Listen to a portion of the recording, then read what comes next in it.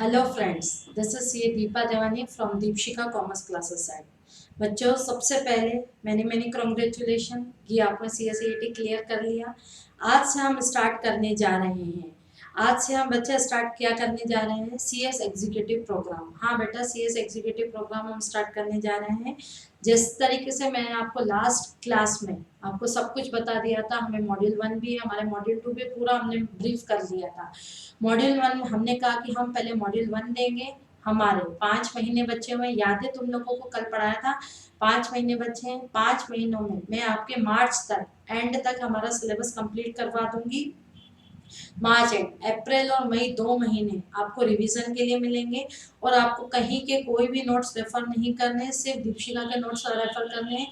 दीपशिका के notes fully amended notes हैं। हाँ बच्चों, फुल्ली अमेंडेड नोट्स हैं। ठीक, और मैं आपकी टीचर चार्टर्ड अकाउंटेंट दीपा देवानी, प्रैक्टिसिंग चार्टर्ड अकाउंटेंट। और मैं आपको क्या पढ़ाने जा रही हूँ बच्चों? मैं आपको पढ़ाने जा रही हूँ टैक्सेशन। हाँ बेटा, क्या पढ़ाने स्टार्ट करने जा रहे हैं?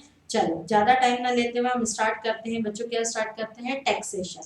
जिस तरीके से टैक्सेशन में बेटा मैंने आपको कहा था, इधर देखो, टैक्सेशन हमारा पेपर 4 होगा। पेपर फोर जो होगा हमारा कितने मार्क्स का बच्चों? 100 मार्क्स का। कितने मार्क्स का होगा बच्चों? 100 मार्क्स का आपका क्या रहेगा? पेपर रहेगा। 100 मार्क्स का पेपर बेस्ड रहेगा, MCQ बेस्ड रहेगा। MCQ बेस्ड मैडम, अब ये MCQ बेस्ड क्या है? अरे MCQ बेस्ड अपन एंट्रेंस एग्जाम क्लियर करके आए ना। ठीक, MCQ बेस में हमारा क्या रहेगा? अगर क्वेश्चन सही होगा तो +1 मार्क, और अगर क्वेश्चन गलत होगा तो -0.25 मार्क्स की नेगेटिव मार्किंग होगी।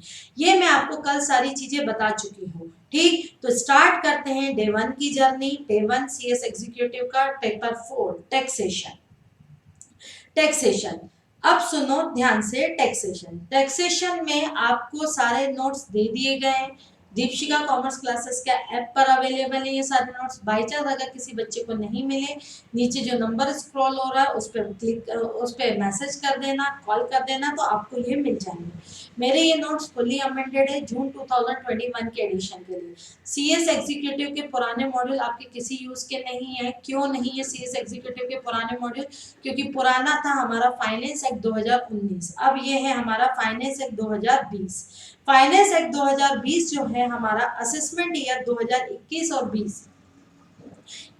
20 से पूरा का पूरा अमेंडेड है बच्चा। और एक चीज और, मेरी खासियत ये है कि मैं हर चैप्टर के साथ 100 से लेके 200 तक के एवरी चैप्टर के साथ अटैच मेरे MCQs रहेंगे।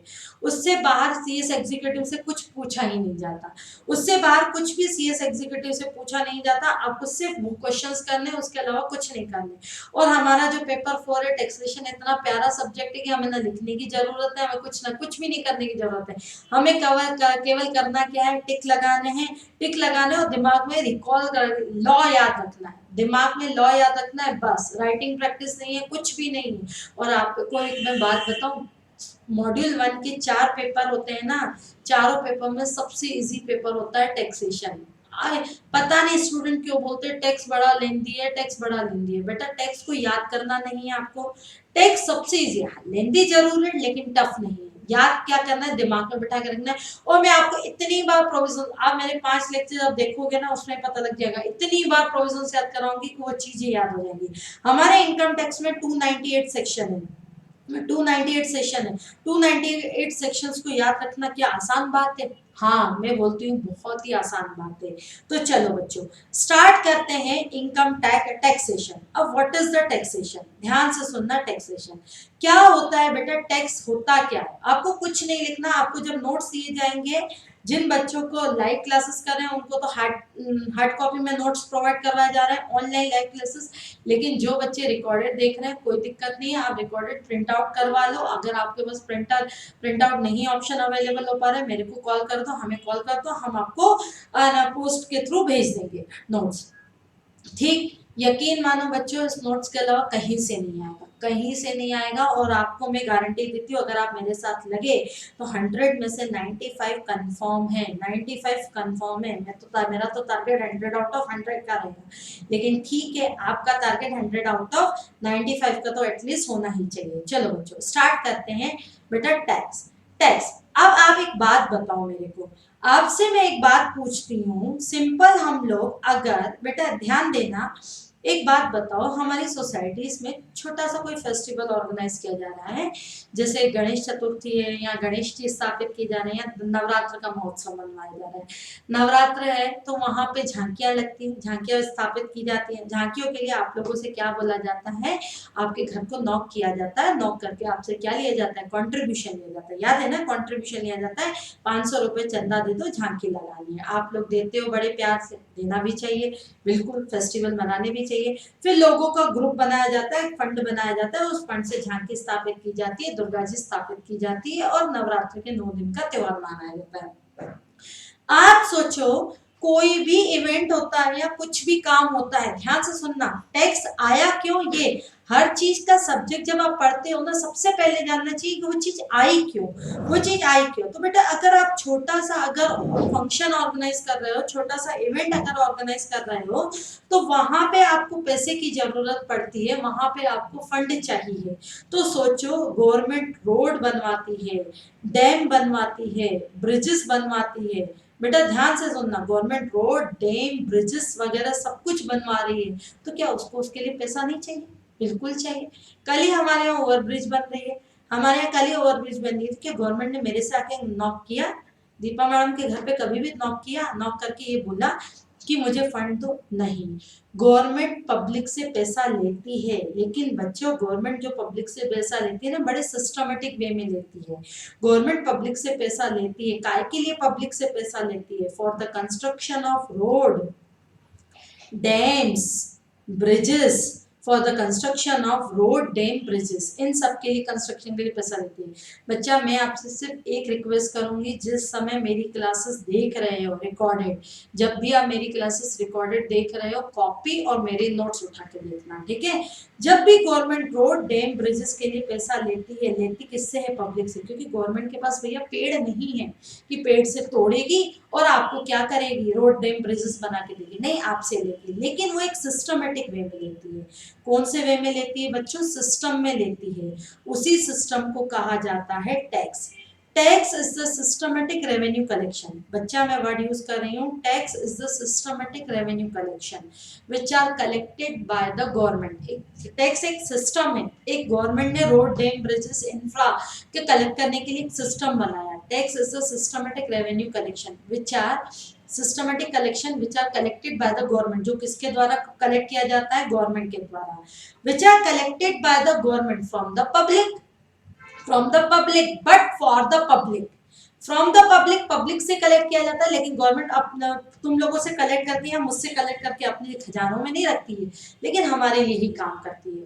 तो बच्चा, tax is the systematic revenue collection which are collected by the public, which are collected by the, बेटा क्या है, which are collected by the government. किसके द्वारा कलेक्ट किया जाता है? गवर्नमेंट के द्वारा। फ्रॉम पब्लिक, पब्लिक से पब्लिक के लिए। हमारी इंडिया एक डेमोक्रेटिक कंट्री है, democratic country, for the people, by the people, of the people, याद है ना, for the people, by the people, from the people. People के द्वारा, पीपल से, पीपल के लिए किया जाता है। तो बस यही है टैक्स सिस्टम। लोगों के लिए इंफ्रा बनवाना है, रोड बनवाने हैं, डैम बनवाने हैं, ब्रिजेस बनवानी है, तो लोगों से ही पैसा कलेक्ट करना है। तो लोगों के लिए, फॉर द पीपल, लोगों से पैसा कलेक्ट करना है, फ्रॉम द पीपल। अब लोगों के द्वारा कलेक्शन करना है। सरकार भी किसके द्वारा बनी हुई है? लोगों के द्वारा ही बनी हुई है ना। Tax is a systematic revenue collection bye the government. Collect कौन करता है? गवर्नमेंट के द्वारा कलेक्ट किया जाता है। गवर्नमेंट को बनाया किसने? लोगों ने। तो ये होगी हमारी डेमोक्रेटिक कंट्री। समझो चीजों को। तो बच्चा, टैक्स एक कंपलसरी पेमेंट है, टैक्स एक ऑप्शनल पेमेंट नहीं है जो कि लोग पे करते हैं। यहाँ तो बोला गया टैक्स, अभी बेसिक बताया रह गया कि टैक्स इंडिविजुअल पे करता है, यहाँ इंडिविजुअल नहीं करेगा टैक्स। बच्चों बहुत लोग पे करवाऊंगी अभी मैं, देखना ध्यान से, ध्यान से सुनना। Tax is compulsory payment, tax voluntary payment नहीं है। टैक्स बच्चों क्या है? कंपलसरी पेमेंट है जो कि लोग कंट्रीब्यूट करते हैं गवर्नमेंट के लिए। क्या गवर्नमेंट अपने खजानों में रखती है? नहीं, गवर्नमेंट अपने खजानों में नहीं रखती। जो रिकॉर्डेड देख रहे हैं, अगर चाहे तो कमेंट्स बॉक्स, खुद ही अपने आप से कमेंट्स बोलते चलो, और जो यूट्यूब पर देख रहे हैं नीचे चैट बॉक्स में कमेंट्स करते चलो, ठीक है। ठीक, तो बेटा टैक्स एक क्या है? गवर्नमेंट के द्वारा कंपलसरी पेमेंट है, और वो इम्पोर्स्ड करती है। हाँ, आपको इम्पोज करती है। अगर आप प्रॉपर तरीके से पेमेंट नहीं करोगे तो वो आपको पनिश भी करेगी, क्योंकि बेटा अगर हम इन्फोर्स नहीं करेंगे तो हम इतने शरीफ तो नहीं है कि जाते से गवर्नमेंट को क्या दे, बोले ले टैक्स ले ले। अब इन्फोर्स नहीं करेंगे तो पनिश करेगी तो हमें जबरदस्ती टैक्स देना ही पड़ेगा। ए सिंपल वर्ड में कहा जाए तो tax is nothing but the money that the people have to pay to the government. Tax कुछ भी नहीं है, टैक्स एक ऐसा पैसा है जो लोगों के द्वारा गवर्नमेंट को दिया जाता है, which are used by the government for public service. अभी मैंने कहा पब्लिक सर्विस का मतलब क्या होता है बच्चा, इंफ्रा फैसिलिटी। क्या होता है, इंफ्रा फैसिलिटी। अगर मैं नोट्स पे कुछ लिखती चल रही हूँ तो आप लोग भी वहां लिखते चलो, ठीक। अब समझ आया, tax is the systematic revenue collection, systematic revenue collection which are collected by the government, which are collected by the government, government के द्वारा कलेक्ट किया जाता है। किससे कलेक्ट किया जाता है, फ्रॉम द पीपल।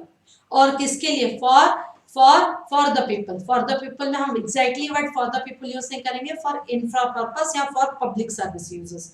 चलो बच्चों आ जाओ, अब आते हैं बेटा, अब हमारा क्वेश्चन सबसे पहले अराइज होता है कि मैडम टैक्स देते कैसे हैं, टैक्स होता है, टैक्स तो एक कंपलसरी सिस्टमैटिक रेवेन्यू कलेक्शन है जो कि गवर्नमेंट कलेक्ट करती है। अब क्या मैडम आप टैक्स देते हो, पहला क्वेश्चन, आंसर इज यस। क्या मैडम हम लोग टैक्स देते हैं, क्या हम लोग टैक्स देते हैं, मेरा क्वेश्चन ये मतलब तुम लोग टैक्स देते हो एज अ स्टूडेंट। आप बताओ कमेंट्स बॉक्स में जल्दी से, क्या आप लोग टैक्स देते हो, क्या आप लोग टैक्स देते हो, कमेंट्स बॉक्स में जल्दी से बताओ, क्या आप लोग टैक्स देते हो। आंसर इज यस, आप भी टैक्स देते हो बच्चा। एक न्यू बॉर्न बेबी भी टैक्स देता है।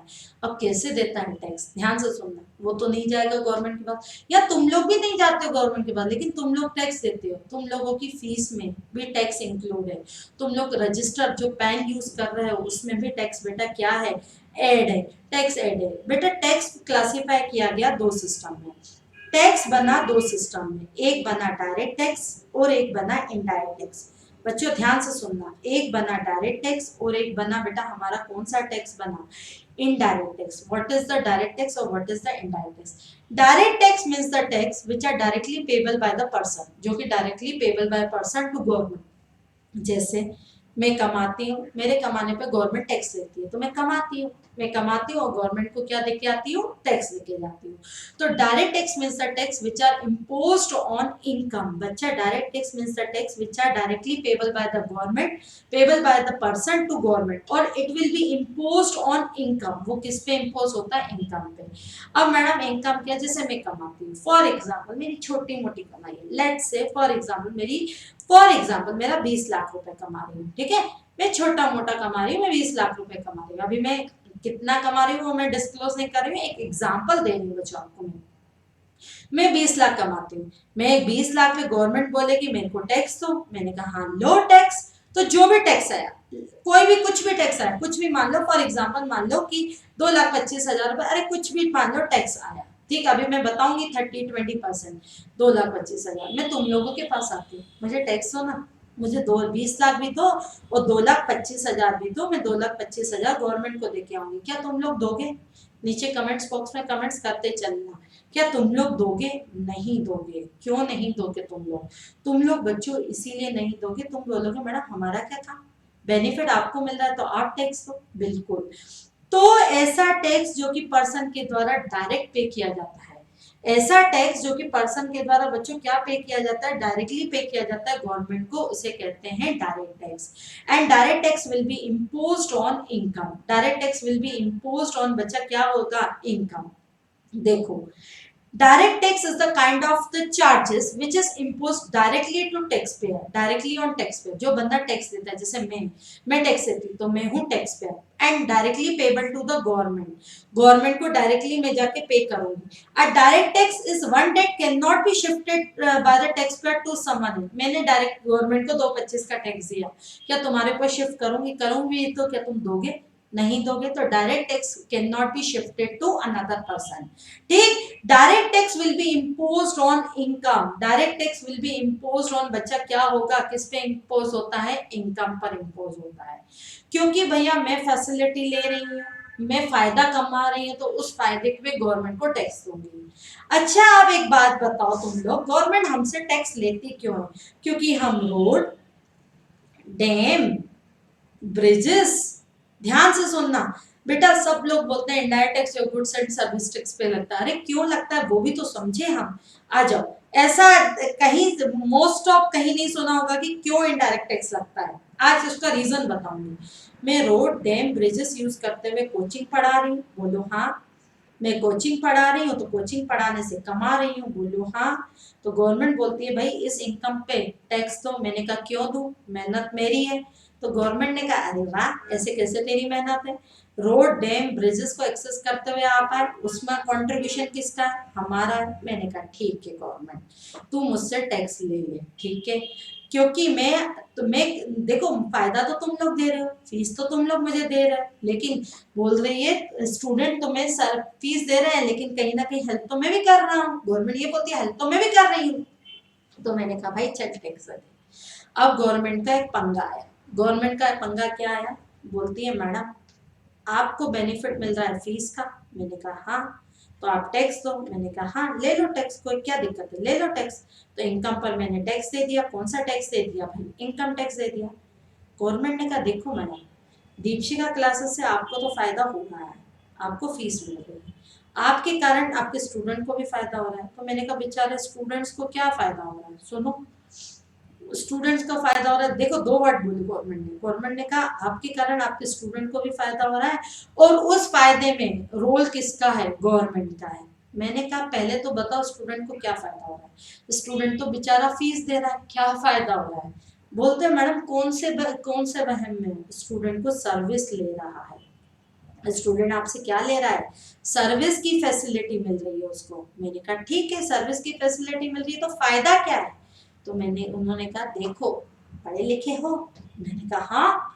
देखना ध्यान से बिल्कुल कॉन्सेंट्रेट कहानी में देखते चलना।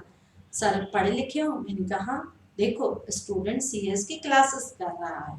जब स्टूडेंट सीएस की क्लासेस कर रहा है या सीए की क्लासेस कर रहा है, स्टूडेंट सीएस की क्लासेस कर रहा है तो उसको एक डिग्री मिलेगी। डिग्री से वो भी तो फैसिलिटेड हो रहा है, वो सर्विस ले रहा है। तो मैंने कहा हाँ ना ठीक है सर्विस ले रहा है, मेरे को पेमेंट कर रहा है। तो बोलते हैं देखो इन दोनों में रोल किसका है। आप पेमेंट ले रहे हो और आप पेमेंट ले रहे हो और स्टूडेंट सर्विस ले रहा है, लेकिन मेरा भी तो रोल है। मैंने कहा वो कैसे रोल है। अरे बोलते हैं स्टूडेंट मेरी road dam bridges telecommunication networking की हेल्प से तो आपके सब ले रहा है। आपको फायदा मिला मेरे थ्रू, मुझे पेमेंट करो। आपके कारण स्टूडेंट को फायदा मिला, आप स्टूडेंट को फायदा मिला, लेकिन उसमें मेरे भी तो गवर्नमेंट बोलती है मेरा भी तो रोल है, तो मुझे टैक्स दो। बात तो सही है, बात तो बिल्कुल एक आना सही है। क्यों सही है बात, भैया गवर्नमेंट का रोल है। तुम लोग गवर्नमेंट की फैसिलिटी यूज करते हुए मेरे पास पहुंचे ना, ऐसे तो नहीं पहुंचे हो, तो गवर्नमेंट को आपको तो कुछ देना पड़ेगा। मैंने कहा बात तो गवर्नमेंट तेरी पूरी सही है, अब करें तो करें क्या। अरे भाई बात सही है तो गवर्नमेंट बोलती है टैक्स देना, तो मैंने कहा लो जाके स्टूडेंट, मैंने कब रोका है। अब तुम एक बात बताओ, एक अगर एंटरप्रेन्योर को पकड़ना आसान है कि एक छोटे छोटे स्टूडेंट को, मतलब छोटे छोटे, डोंट टेक अदरवाइज, छोटे मतलब स्टूडेंट्स तो बहुत होते हैं, ठीक। तो गवर्नमेंट ने कहा कि देखो भैया कस्टमर को पकड़ना अपने बस की नहीं है, मैडम मैं आपको मीडिएटर बनाता हूँ। दीपशिखा को मैं क्या बनाता हूँ, मीडिएटर बनाता हूँ। जब दीपशिखा स्टूडेंट को सर्व करे ना, तो स्टूडेंट से दीपशिखा अपने लिए फीस ले, और क्योंकि स्टूडेंट फैसिलिटी दीपशिखा से ले रहा है तो दीपशिखा के लिए फीस दे, दीपशिखा के लिए वो क्या दे, फीस दे। लेकिन हाँ मेरा भी रोल है, गवर्नमेंट के लिए वो क्या दे, टैक्स दे। लेकिन वो टैक्स कलेक्ट करना आप, गवर्नमेंट के लिए वो क्या दे, गवर्नमेंट के लिए बच्चों को क्या दे, टैक्स दे। समझो चीजों को, गवर्नमेंट के लिए वो टैक्स दे, और टैक्स कौन कलेक्ट करेगा, दीपशिखा कलेक्ट करके किसको पे ऑफ करेगी, दीपशिखा कलेक्ट करके किसको पे ऑफ करेगी, गवर्नमेंट को पे ऑफ करेगी। कलेक्ट करेगी दीपशिखा और पे ऑफ करेगी बच्चों किसको, पे ऑफ करेगी किसको, गवर्नमेंट को। समझो चीजों को, पे ऑफ करेगी गवर्नमेंट को, कलेक्ट करेगी स्टूडेंट से और पे ऑफ करेगी किसको बेटा, गवर्नमेंट को। तो बेटा दीपशिखा ने ऐसा काम किया, तुम लोगों से क्या कलेक्ट किया, टैक्स कलेक्ट किया और वो पे कर दिया गवर्नमेंट को, और फीस रखी अपने पास। अब फीस का बेनिफिट दीपशिखा खुद उठा रही है, जब फीस का बेनिफिट उठा रही तो इस फीस पे वो डायरेक्ट गवर्नमेंट को टैक्स देगी, और तुम लोगों के बिहाफ पर तुम लोगों के बिहाफ पर गवर्नमेंट को टैक्स देगी। तो तुम लोगों के बिहाफ पर क्यों टैक्स देगी? क्योंकि इस सर्विस को परफॉर्म करने में, इस सर्विस को परफॉर्म करने में मेरे अलावा गवर्नमेंट का भी हाथ है। तो तुम मेरे को, मेरे लिए फीस दोगे, तुम मेरे को ही दोगे, मेरे को ही दोगे, लेकिन मेरे लिए नहीं दोगे, गवर्नमेंट के लिए क्या दोगे? टैक्स दोगे। तो मैंने तुम लोगों से टैक्स कलेक्ट किया और वो टैक्स पहुंचाया। Let's say for example fees है, अगर लेट से फीस है 20,000, 20,000 प्लस 18%, 20,000 का 18% होता है 3600, 20,000 का 18% होता है 3600। तो 20,000 मेरी फीस और 3600 बच्चा किसकी फीस? गवर्नमेंट की फीस, गवर्नमेंट को दूंगी। तो मैं तुम लोगों से कलेक्ट करूंगी 23,600 मेरे जेब में। मैंने अपने लिए तो 20,000 कलेक्ट किया, गवर्नमेंट के लिए 3,600 कलेक्ट किया। तो बच्चों बस इसे ही कहा जाता है इनडायरेक्ट टैक्स। इसे ही क्या कहा जाता है? Indirect tax. Indirect tax means the payable by the person. Government को पे तो मैं करूंगी, लेकिन collect burden can be shifted to another person. मैं तुम लोगों के ऊपर शिफ्ट कर रही हूँ, क्योंकि मैं नहीं करना चाहती, लेकिन गवर्नमेंट ने मेरे को कहा तो करना ही पड़ेगा। बच्चों जितनी भी हम गुड्स और सर्विसेज यूज करते हैं, जितनी भी हम बच्चों गुड्स और क्या यूज करते हैं? सर्विसेज को यूज करते हैं। जितनी भी हम गुड्स और सर्विसेज को यूज करते हैं, सबके ऊपर टैक्स लगता है। वो टैक्स कलेक्ट कौन करता है? प्रोवाइडर, सर्विस प्रोवाइडर, यानी जैसे मैं या शॉपकीपर कलेक्ट करता है। वो कलेक्ट करके खुद नहीं रखता, कलेक्ट किससे किया जाता है बच्चों? बोलो। Collect from customer. Collect from क्या आएगा बेटा? कस्टमर। बट पे टू, बोलो किसको पे किया जाएगा? पे टू बच्चा किसको किया जाएगा? गवर्नमेंट को। इसीलिए कहा जाता है, इसे क्या कहते हैं? Indirect tax. इनडायरेक्ट टैक्स सुनो ध्यान से। Indirect tax, it is the incidence borne by the customer who ultimately consume the product. देखो तुम मेरा प्रोडक्ट यूज कर रहे हैं, तो मैं तुम्हारे ऊपर बर्डन शिफ्ट कर रही हूँ। while immediately likely to pay the tax may upon another person such as a manufacturer, provider or service goods। यानी कोई भी मैन्युफैक्चरर, कोई भी प्रोवाइडर अगर अपने कस्टमर को सामान बेचेगा, अपने कस्टमर को बच्चा क्या करेगा? कोई भी सर्विस प्रोवाइडर, कोई भी मैन्युफैक्चरर अगर अपने कस्टमर को बच्चों क्या बेचेगा? सर्विस बेचेगा, तो वो कस्टमर से टैक्स कलेक्ट करेगा और वो किसको देगा? वो बच्चों किसको देगा? वो देगा किसको देगा? गवर्नमेंट को देगा। इसीलिए इसे क्या कहा जाता है बच्चों? Indirect tax. Indirect tax will B imposed on goods and services। Indirect tax will be imposed on income, but indirect tax will be imposed on goods and services। किस पे इम्पोज किया जाएगा? गुड्स एंड क्या आएगा? Services. Indirect tax will be imposed on goods and services. For example मैं gym की service ले रही हूँ, मैं सर्विस ले रही हूँ, मैं सर्विस जिम की ले रही हूँ, तो जिम को फीस दूंगी, लेकिन जिम जाने के लिए मुझे रोड, डैम, ब्रिजेस यूज करनी पड़ेगी, वो गवर्नमेंट की हेल्प ले रही हूँ। तो मैं जिम वाले को जिम का भी पेमेंट करूंगी और सर्विसेज का गवर्नमेंट का भी पेमेंट करूंगी, और जिम वाला गवर्नमेंट का पेमेंट गवर्नमेंट को पहुंचाएगा और अपनी इनकम अपने पास रखेगा। अब जिम वाला जो जिम सर्विस के मेरे से लिया वो टैक्स गवर्नमेंट को देगा। वो कौन सा टैक्स होगा? जिम वाले मेरे से कलेक्ट करके गवर्नमेंट को दे रहा है, जल्दी बोलो। जिम वाला मेरे से कलेक्ट करके गवर्नमेंट को दे रहा है, तो बोलो कौन सा टैक्स होगा? Indirect tax. और जिम वाला अपनी इनकम का जो बेनिफिट उठा रहा है, वो टैक्स कौन सा टैक्स कहलाएगा बच्चों? बोलो वो टैक्स कौन सा टैक्स कहलाएगा? Direct tax. तो बच्चों direct tax will be imposed on, जल्दी बताओ डायरेक्ट टैक्स पे इम्पोज्ड होता है, direct tax will be imposed on बच्चों इनकम। इनडायरेक्ट टैक्स, अब जो भी लिखना है लिखो, वो वाले मैं ऐसे जस्ट रफली समझा रही थी। Indirect tax will be imposed on goods and services. वैसे लिखने की जरूरत नहीं है, सारी चीजें मैंने नोट्स में डाली हुई हैं, सारी चीजें मैंने नोट्स में डाली हुई है। अब सुनना ध्यान से। इनडायरेक्ट टैक्स में बहुत सारे टैक्सेस पहले आते थे। इनडायरेक्ट टैक्स में बहुत सारे, देखो अब मैं बता रही हूँ, पहले तो सुन लो। टैक्सेस में सबसे पहले, टैक्सेस में इधर देखना, सबसे पहले मैंने टैक्सेस में कहा एक आता है डायरेक्ट टैक्स और एक आता है बेटा कौन सा टैक्स आता है? एक आता है डायरेक्ट टैक्स और एक बच्चों कौन सा टैक्स आता है? इनडायरेक्ट टैक्स आता है। डायरेक्ट टैक्स पहले, डायरेक्ट टैक्स दो तरीके के होते हैं। Direct tax payable by the directly person, payable by directly person to government. Direct tax में दो टैक्सेस आते हैं, आते थे। Income tax will be imposed on income, जो भी बंदा कमाए उसके ऊपर टैक्स दे, जो भी बंदा कमाए उसके ऊपर टैक्स दे, तो उसे हम कहते हैं इनकम टैक्स।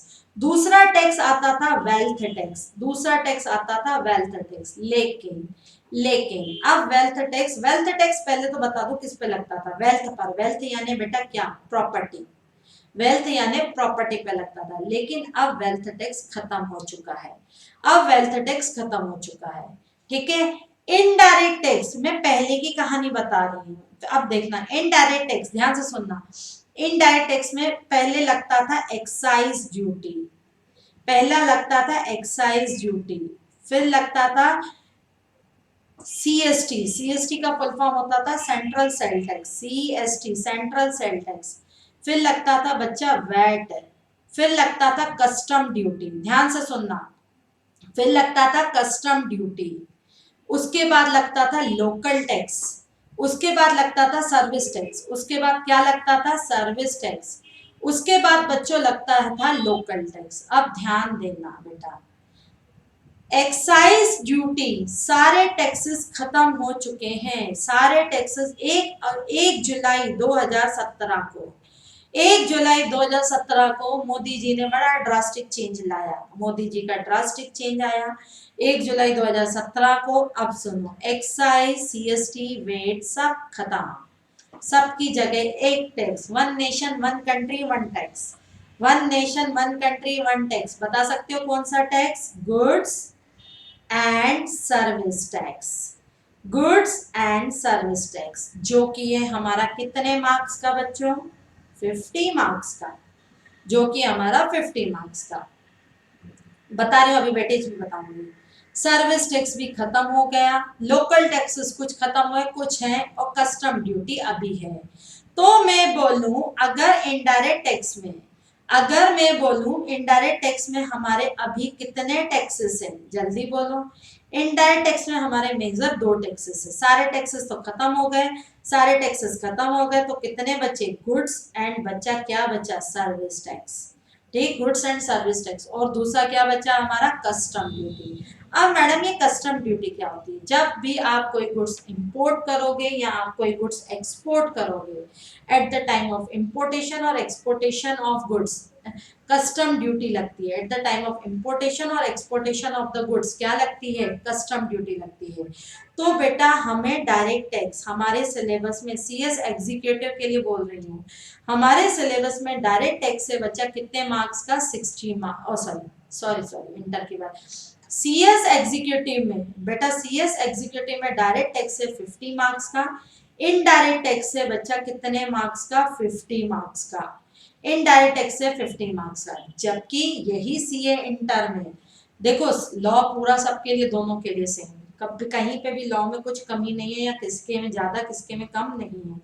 कुछ चैप्टर सीए इंटर में ज्यादा है, कुछ सीए इंटर में, वो मैं अलग से सेपरेट रिकॉर्डेड लेक्चर दूंगी आपको, दिए हैं मैंने आप लोगों को, ठीक है, कुछ सेपरेट दिए हैं अलग से रिकॉर्डेड लेक्चर, लेकिन जो लॉ सेम है वो सबके लिए सेम है। सीए इंटर में डायरेक्ट टैक्स 60 मार्क्स का है, और इनडायरेक्ट टैक्स बच्चा कितने मार्क्स का है, 40 मार्क्स का है। अब सुनो, ये लेक्चर उन बच्चों के लिए इंपॉर्टेंट है, ये लेक्चर उन बच्चों के लिए, ये रिकॉर्डेड क्लास उन बच्चों के लिए इंपॉर्टेंट है जिनका सीएस एग्जीक्यूटिव जून 2021 और दिसंबर 2021 है। यस बच्चों, दिसंबर 2021 और जून है, ठीक, उन बच्चों के लिए इंपॉर्टेंट है। और ये लेक्चर उन्हीं लोगों के लिए इंपॉर्टेंट है जिनका सीए इंटर मई 2021 है, मई 2021 है, और बच्चों क्या है, मई 2021 और नवंबर 2021। होप सो कोविड-19 के कारण ये चीजें अब पोस्टपोन नहीं होंगी, क्योंकि अब एग्जाम कंडक्ट होना प्रॉपर शुरू हो चुके हैं, तो ये लेक्चर इनके लिए इंपॉर्टेंट है। अब चलते हैं आगे, डायरेक्ट टैक्स और इनडायरेक्ट टैक्स का डिफरेंस।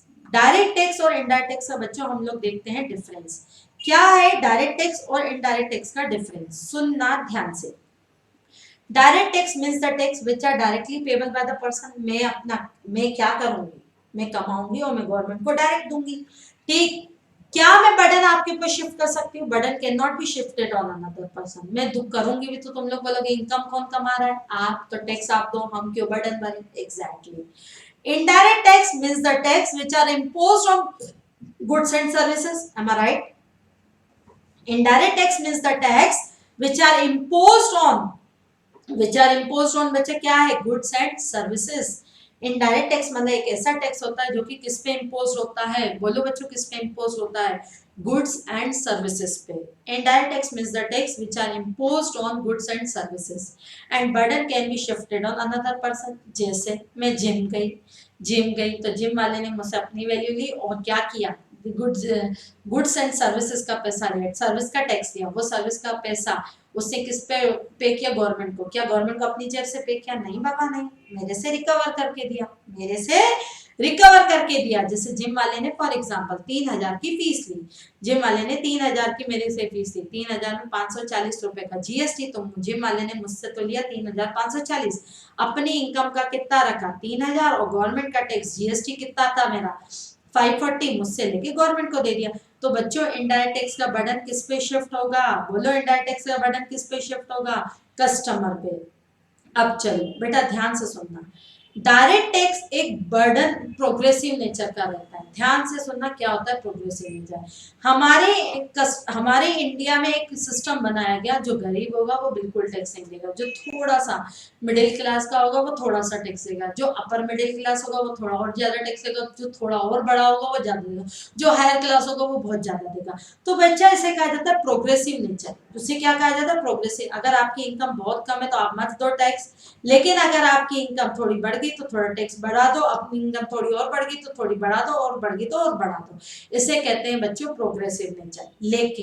लेकिन इनडायरेक्ट टैक्स प्रोग्रेसिव नेचर का नहीं है, रिग्रेसिव नेचर का। एक चॉकलेट है, एक डेयरी मिल्क चॉकलेट है, ध्यान से सुनना, एक डेयरी मिल्क चॉकलेट है या कोई भी चॉकलेट है, वो 100 रुपए की है। अगर अमीर खाएगा तो 100 रुपए में 82 रुपीज की चॉकलेट है, 18 का फॉर एग्जाम्पल 18 रुपए का जीएसटी इंक्लूड है। ठीक, अगर एक गरीब भी लेगा तो 100 रुपए देगा, अमीर भी लेगा तो 100 रुपए लेगा, अंबानी का कोई भी लेगा तो भी 100 रुपए लेगा। तो बेटा इनडायरेक्ट टैक्स रिग्रेसिव नेचर का है, सबके लिए इक्वल है, सबके लिए इक्वल है, जबकि डायरेक्ट टैक्स एक प्रोग्रेसिव नेचर का है। प्रोग्रेसिव नेचर का यानी क्या, जैसे जैसे इनकम बढ़ती जाती है वैसे वैसे टैक्स क्या होता जाता है, बढ़ता जाता है, वैसे वैसे टैक्स बढ़ता जाता है, और इनकम कम होगी तो टैक्स कम होगा। इसके अलावा दूसरा बड़ा important difference, direct tax pinch करता है।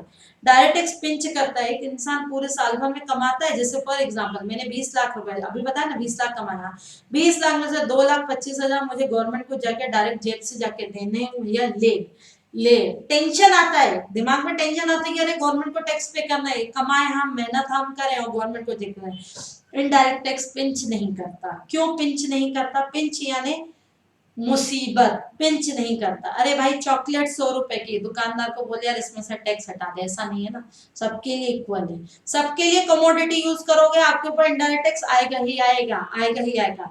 बताओ कंट्री के डेवलपमेंट के लिए, नीचे कमेंट्स बॉक्स में बता दे चलो, कंट्री के डेवलपमेंट के लिए कौन सा टैक्स अच्छा है, डायरेक्ट टैक्स अच्छा है कि इनडायरेक्ट टैक्स अच्छा है। बच्चा इनडायरेक्ट टैक्स ज्यादा डेवलपमेंट देता है, सभी लोग देते हैं, हाँ, लेकिन फिर वही आता है, हायर क्लास भी देता है, मिडिल क्लास भी देता है, बेचारा लोअर क्लास भी देता है, भरता है। जबकि अगर देखो, अगर हम जस्टिस देखें तो लोअर क्लास को भी भरना पड़ता है, जबकि डायरेक्ट टैक्स सिर्फ हायर क्लास भरता है या मिडिल क्लास, जो कि इनकी जिनका क्लास हाई रहता है। देखो हर चीज के पॉजिटिव पॉइंट है तो हर चीज के नेगेटिव पॉइंट भी है। कलेक्शन के मामले में इनडायरेक्ट टैक्स ज्यादा है कि डायरेक्ट टैक्स ज्यादा है, कलेक्शन के मामले में बच्चों इनडायरेक्ट टैक्स ज्यादा है। तो डायरेक्ट टैक्स में burden can not be shifted on another person, but indirect tax में burden can be shifted on another person. Direct tax progressive nature का होता है, बड़ा हायर क्लास वालों को हायर देना पड़ेगा, कम वालों को कम देना पड़ेगा। इनडायरेक्ट टैक्स बच्चों कौन से नेचर का होता है, रिग्रेसिव नेचर का होता है। इतना आया समझ।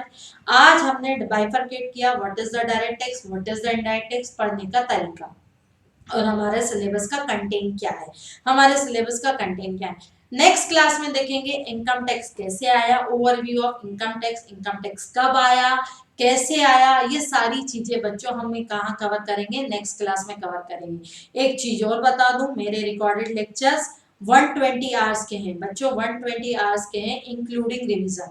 अब बोलोगे 120 आवर्स यानी बेटा एक दिन में 1 घंटा, एक दिन में 1 घंटा दोगे, एक दिन में 1 घंटा। आज तो बेसिक इंट्रो था, आप लोगों के ऊपर बर्डन ना पड़े, तो 30 दिन में बेटा कितने ओवरऑल कितने मंथ का है, 4 मंथ का। तो फिर आप बोल रहे हो मैडम हम आज 1 दिसंबर में खड़े हैं, किस दिसंबर, जनवरी, फरवरी, मार्च, दिसंबर, जनवरी, फरवरी, मार्च तक मैं सिलेबस विथ रिवीजन कंप्लीट करवा दूंगी। इसके अलावा जिन बच्चों के रिकॉर्डेड लेक्चर, सुनना ध्यान से, जो बच्चे रिकॉर्डेड लेक्चर देख रहे हैं, मैं बात कर रही हूँ लाइव क्लास। देखो मेरी 2 क्लासेस चलती है, online face to face classes.